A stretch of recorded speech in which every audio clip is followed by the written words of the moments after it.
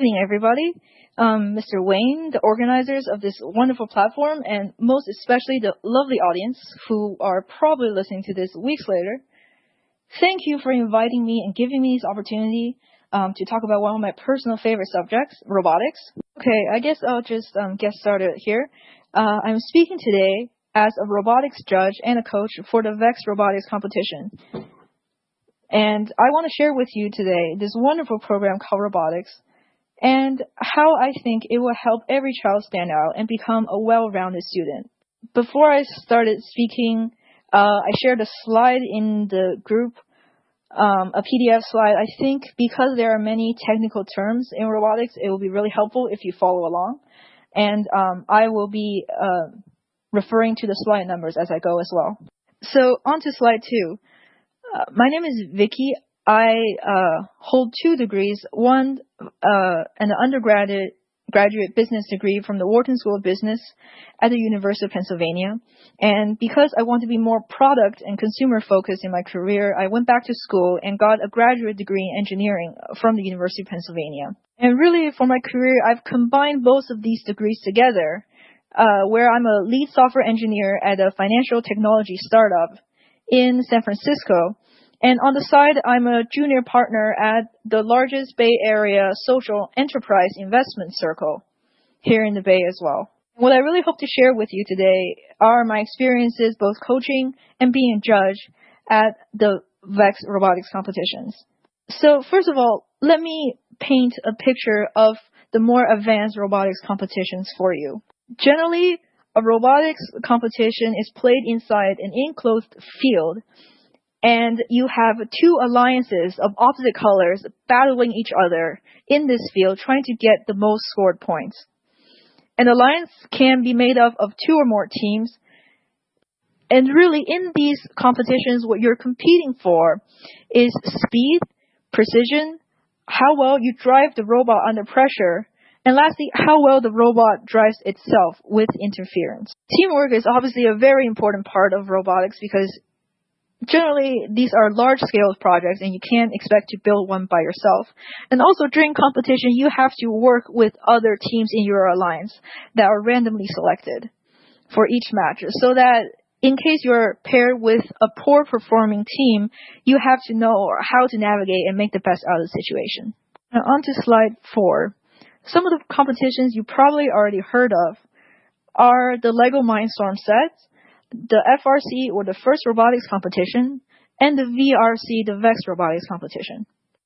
Now, on slide 5, what I really want to make clear right at the beginning is that really there are 2 popular robotics competitions that are on the international scale. One of them is called First, and the other one is called VEX. Of the 2, VEX is the larger one, and it's actually just become the world's largest robotics competition, and it's the competition that I judge at and I coach for. But each of these programs has its merits, as we'll discuss later. I've coached teams for both First and VEX, so we'll be discussing some of their differences in a few minutes. Now, both First and VEX have 4 divisions of competitions, and so let's begin with First. In terms of complexity, the order is the first LEGO League Junior, or FLL Junior, the first LEGO League, or the FLL, the first Tech Challenge, or FTC, or the first Robotics Competition, or FRC. VEX is structured slightly differently in that it's divided among elementary, middle, and high school divisions. So again, in terms of complexity, the 4 divisions are the VEX IQ Challenge, Elementary School Division, the VEX IQ Challenge, Middle School Division, the VEX Robotics Competition, Middle School Division, or VRC, Middle, or the VEX Robotics Competition, High School Division, or VRC, High. Each program or each name is associated with a game and a set of materials. So all the differently named the 4 first competitions all have their own sets of materials and publish their own unique game every single year. Now for VEX, between the IQ Challenge Elementary School Division and the IQ Challenge Middle School Division, the games and the rules are shared between the 2. And the same thing for the VRC Middle School and VRC High School. But what is different here is that the students are divided based on age group, so you can really expect the level of competition and the complexity of the robot to change between different divisions. Generally speaking, the first LEGO League Junior and first LEGO League and the VEX IQ Challenge are comparable programs. They're both using plastic parts and drag-and-drop programming interfaces and are most elementary school friendly. So for this next slide, on slide 6, I'll be comparing the first and VEX competitions for the middle high school divisions only. So that means for first, we're looking at the First Tech Challenge, FTC, and FRC, the first robotics competition. Now, the advantages of the first competitions is really that there is such a diverse set of materials used. Up until FRC, you can basically build a robot out of any materials you can come up with.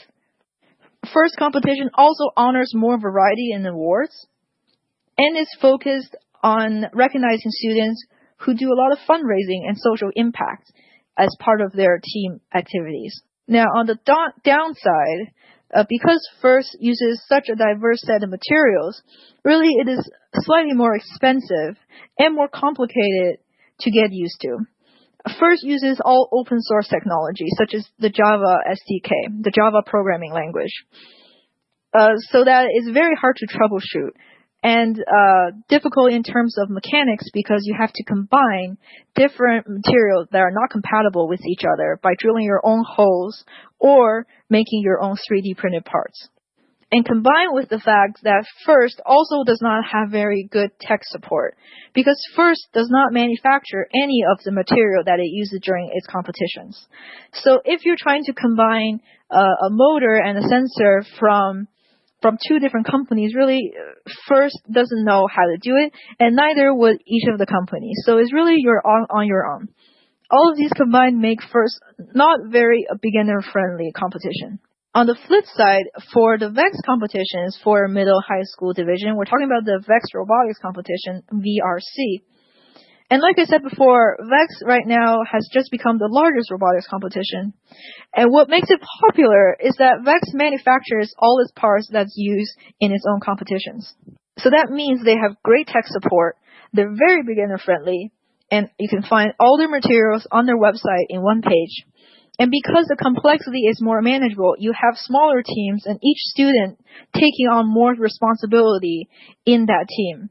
Which is sometimes for FIRST, you have a large team of 20 to 30 students, and every student have a very limited responsibility and not really a holistic view of what robotics is. And on the disadvantages of VEX, there is obviously less variety, and one of the things I don't like about it is that it uses a pseudo C programming language called Robot C. And Robot C only runs on Windows environments, so you're stuck with basically a Windows laptop. Whereas for FIRST, we're using the Java SDKs, which can be run in any sort of environment. So next, on slide 7, let's look at what the official grade ranges for each of these competitions are, for each of these divisions, sorry. For FIRST, the first LEGO League Junior is advertised as kindergarten to 4th grade. The first LEGO League is 4th to 8th grade. The first Tech Challenge is 7th to 12th grade. And the first robotics competition from 9th to 12th grade. You may see some weird overlaps here, which we'll get into details later. Now, looking at VEX, the official grades for the IQ Challenge Elementary School Division is 3rd to 5th grade. For the IQ Challenge Middle School Division is 6th to 8th grade. For the robotics competition, VRC Middle School is also 6th to 8th grade. And for the robotics competition, high school division is 9th to 12th grade. Now that is probably slightly confusing with all the different numbers and all the overlapping grades. So on slide 8, we put together, based on our experiences coaching both FIRST teams and VEX teams, the recommended grade ranges for these competitions. So looking at the first divisions, the LEGO League Junior really should be re-recommended for kindergarten to 2nd grade, and the LEGO League FLL from 3rd to 5th grade, the FTC from 8th to 10th grade, and the FRC from 10th to 12th grade. Now, you might be wondering why there's a big gap between the first LEGO League and the first Tech Challenge between 5th and 8th grade. This is because in terms of complexity, there's a huge jump, more than triple-fold, between FLL and FTC. With FLL, you're using LEGO parts, you're using drag-and-drop programming. Everything's plastic and well-defined. Once you move to FTC, you're working with metal parts from a variety of vendors. And the problem with that is combining parts that are made not to fit together. When I coach the FTC teams, we spend most of the season really just finding metal sheets, drilling holes, and hoping that the new parts we order from this vendor is going to fit into our main robot frame. So it's something that students should get into once they're more comfortable with robotics and as they're moving into high school. Another big difference that separates FLL and FTC is that we're moving programming languages. For FLL, we're using a standard drag-and-drop interface, much like Scratch. But for FTC, we're moving to the object-oriented programming language, Java. And because it's object-oriented, there are many nuances and complexities in developing a Java program that are really out of the scope for a student who is just starting to learn programming. So that's the other difficult part of FTC. For VEX, the IQ challenge, elementary school division, I think is appropriate for 3rd to 5th grade. I do not recommend the IQ challenge for middle school. Instead, I would say middle school students should be able to move forward to the FRC middle school division for students in grades 6 to 8. And then students in high school should be able to do the FRC division. Sorry, VRC. My bad. And really, I think the biggest takeaway here is that middle school students and beginner high school students should start with VEX in the VRC. Because starting with VRC, you're working with real programming language, C, and you're also working with metal parts and real robotic assembly. What makes VRC more beginner-friendly is the great tech support and the well-documented parts, so that you have everything you need, really, for a competition right at your fingertips.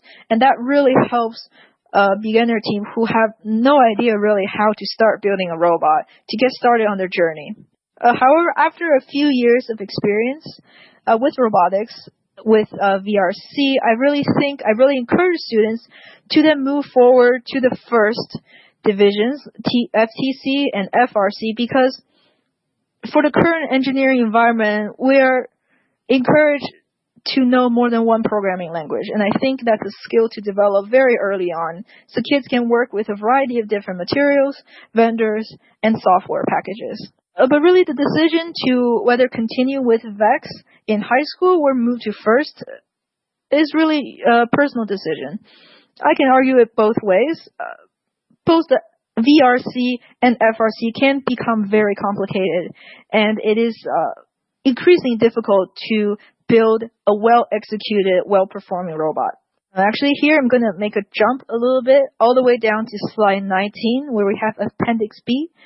We're first going to talk about the awards in robotics competitions. And the awards are separated into two categories. There are so-called Robot Performance Awards and Judge Awards. So first on slide 19, let's look at the Performance Awards. What these are is that with each alliance, with each match you play, you score 2 points if your alliance win the match, 1 point if you tie, and 0 points if you lose. And after a day of competing in 10 or more rounds, we're adding up all the scores you've collected throughout your different alliances, and then having a final playoff between the highest scoring teams. The tournament champions, the robot skill champion, and the programming skill champions are the teams whose robot scored the most points in the competition and had beaten every other robot in face-to-face battle, either with the game or the autonomous smart driving robot phase or the robotic skills phase. So the Robot Performance Award are based on how well your robot performs on the field at the day of competition. Now, compare that to slide 20, the judge awards, which you have a very much longer list of awards based on the quality of your team and the quality of your process. So these are the awards that I personally judge as a robotics judge for VEX competitions. And we are looking for how well the team work together, what is their process, and the intended robot design. We go to each team and speak with them personally, and we also watch the robot on the field. This is a test of not only what you did, but how well you can tell your story.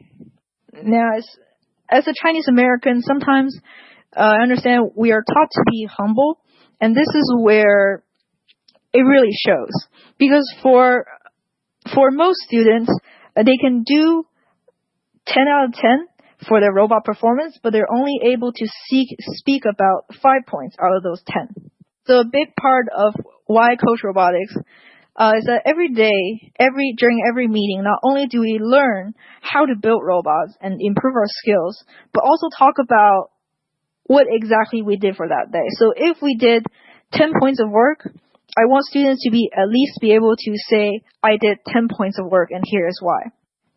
And finally, I'm not sure if you've noticed on slide 19, back to slide 19, the first robot performance award is called the Excellence Award. And this is the top award given at a robotics competition and the only guaranteed spot really to move on to the next phase of the competition.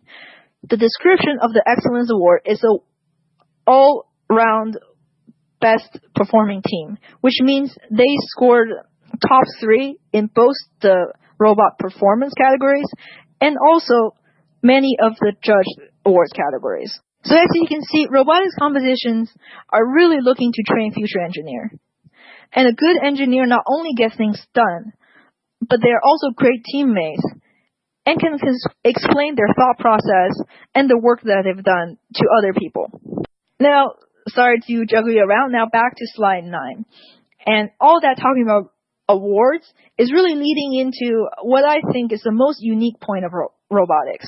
As you all know, robotics is a new STEM competition. And so as a part of STEM, you have the mechanics for the robotics frame, the electronics for the robotics wiring and becoming a responsive robot with sensors, and finally programming, which makes it an intelligent robot and a self-driving robot. So as you can see, just in terms of STEM, it's already a very, very rich program that covers so many ground and really gives students a sense of how different things link together. That'll be really, really beneficial in their search for what they want to do when they grow up. But what makes robotics truly special, as you can see from all the awards we discussed, what robotics competition are really looking for. On slide 12, you can see that the STEM portion is balanced by the communication portion. And by communication, what I'm talking about is the project management of a year-long robot building process, fundraising to cover the cost of all these materials, and community service and outreach, giving back to the community. And all of these components put together is what I think makes Innobotics unique. Innobotics is a robotics school that I helped to co-found. And the difference can really be shown in our mission statement, which you can see on slide 13. Leadership and citizenship through robotics. Unlike many of the other robotics programs and teams that you might have encountered, for us, robotics is just the medium we chose because we really believe that it is going to be the next big thing by the time your children grow up. Not only are we giving our students an advantage in terms of their future growth, but what we're really trying to teach is not robotics, but 3 things: passion, communication, and compassion. And I think coming out of Ivy League school myself, these are really the 3 traits that is going to help someone stand out from the hundreds of thousands of academically capable students competing for college admissions. So from here, let me allow me to take a few minutes to give you some examples of just how we promote passion, communication, and compassion in our robotics program. On slide 14, first we'd like to introduce you to our mentors for the 2017-18 season. My co-founder and I really believe in the phrase that if you want to go far, you have to go together. And because robotics is such a complex system and so many different things are involved, I personally know I don't have all the credentials to help make the team successful in all these different categories. And so one of the things we really focus on in early days is searching for a very strong mentor team to guide our team members. So for this year, we have 3 mentors. Our mechanics mentor is a professor of mechanics and MIT robotics PhD. Our software and project management mentor is a director of engineering from a startup in San Francisco. And lastly, our leadership mentor is the CTO of a multi-billion-dollar public company in the semiconductor space. Now, some of our team activities, as you can see on slide 15, are really around the 3 key components: service, pitch, and connect. And with robotics, it is very easy to get creative with side projects. And as you can see from the awards they give out, it's not only encouraged, but a must-have if you want to do well at the state level and beyond. And so the common theme in all our team activities, apart from building a well-functional robot, is that we provide a lot of opportunities for students to talk about what they know and to help others. And we do this because presentation, like everything else, is perfected only through practice. Lastly, let me talk about some of our fundraising ideas for this year. And really, this was compiled by our students, and it comes in three different parts. The first is corporate sponsorship. The second is employer matching donations from parents. And lastly is the introductory robotics summer camp that we'll be putting on in the beginning of August. And this is a nonprofit summer camp really aimed to give our kids an opportunity to showcase what they know as TAs, and really just for helping out with our budget this year. So a lot of our team activities this summer is going to be focusing on community service. We'll be giving free workshops and free presentations all around the Bay Area to help students and parents get a sense of what competitive robotics is like and whether they want to get involved with it. Because robotics is really still a relatively young competition and not as well known. Now, robotics is also very expensive, so in order to help with our team budget, we will be offering a nonprofit summer camp that is really meant as an introductory deep dive into skills and technologies required for a VRC competitive team and what you need to know in order to be a strong contributing member for your own future teams. What I'm really trying to bring attention to with these 3 fundraising goals is that only 1/3 of our budget comes from parents. And we do this for 2 reasons. One is that we really want to open this program for every student who is interested and passionate. And we don't want to discourage low-income students from joining. And the second is that we really only accept students who are passionate about robotics and want to build robotics themselves, and not from pressure from parents. So in order for them to realize their own ambitions with robotics, they have to come up with the budget themselves and can't really only rely on their parents. And this is the ideas that they came up with, and I'm very, very proud of them. So it is about, I've been talking about 40 minutes. I would like to open the floor for any questions if you have any. On slide 17, you'll see a QR code for one of our main groups that is managed by my co-founder. In case I don't get to any questions or you come in too late, feel free to scan. And we'll be sharing all sorts of robotics news in that group. So if you have any questions, feel free to just text in the group. I'll be reading as I go. In the meantime, though, I will keep going on to slide 18. So on slide 18, Appendix A is really, we're talking about a deep dive into what is really different between all the different competitions I mentioned early on in the presentation. The two that I will be focusing on comparing the most is FTC and VRC, and these are the middle high school level that have the most diverging path. So I'll be focusing on this for the next few minutes. Now, looking at the FTC column on slide 18, you can really see the complexity I was referring to, because the parts used come from all these different manufacturers. We have Tektronix, Matrix, Andy Mark, and also your own custom 3D parts, and really a lot of vendors that you can go out and get parts from. They're all metal and plastic, mostly metal, unless you do your own 3D printed parts.